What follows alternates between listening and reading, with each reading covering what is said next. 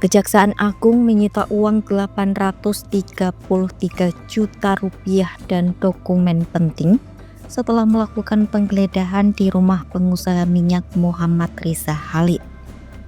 Penggeledahan itu merupakan bagian dari penyidikan kasus dugaan korupsi tata kelola minyak mentah dan produk kilang di PT Pertamina Subholding dan Kontraktor Kontrak Kerjasama atau KKS pada periode 2018-2023. Kepala Pusat Penerangan Hukum atau Kapus Penkum Kejagung Harley Siregar menyatakan penyidik menyita 36 ordner dan 89 bandel dokumen dari rumah Riza di Jalan Jenggala, Jakarta.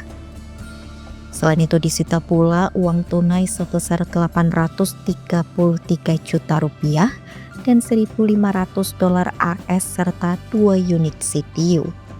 Untuk hasil penggeledahan yang di Jalan Jenggala, penyidik itu menyita ada 34 ordner yang harus di documentation, dan itu sekarang sedang diteliti karena di dalam ordner kemudian ada 89 bundel dokumen yang tentu diharapkan bahwa temuan terkait dokumen-dokumen ini akan bisa mengungkap, membuat lebih terang dari tindak pidana ini yang sekarang sedang disidik. Kemudian ada uang tunai sebanyak 833 juta dan $1.500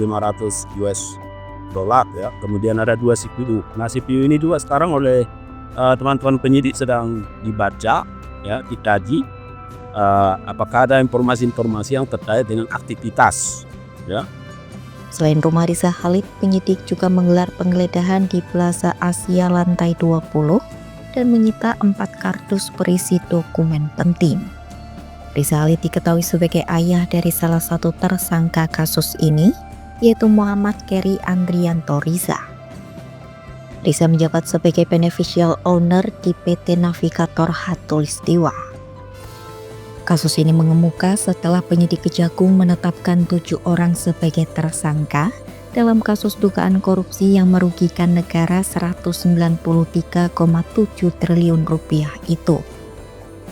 Menurut Harley Siregar, perkara ini bermula dari kebijakan pemerintah yang mengharuskan Pertamina memprioritaskan pembelian minyak dalam negeri sesuai peraturan Menteri ESDM nomor 42 tahun 2018.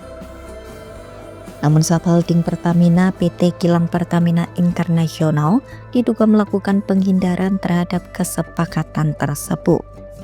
Pada periode yang sama terdapat minyak mentah dan kondensat bagian negara yang diekspor karena penurunan kapasitas produksi kilang imbas pandemi COVID-19. Namun secara kontradiktif, Pertamina malah mengimpor minyak mentah untuk memenuhi kebutuhan produksi. Kejagung menyatakan proses penyelidikan masih terus berlanjut.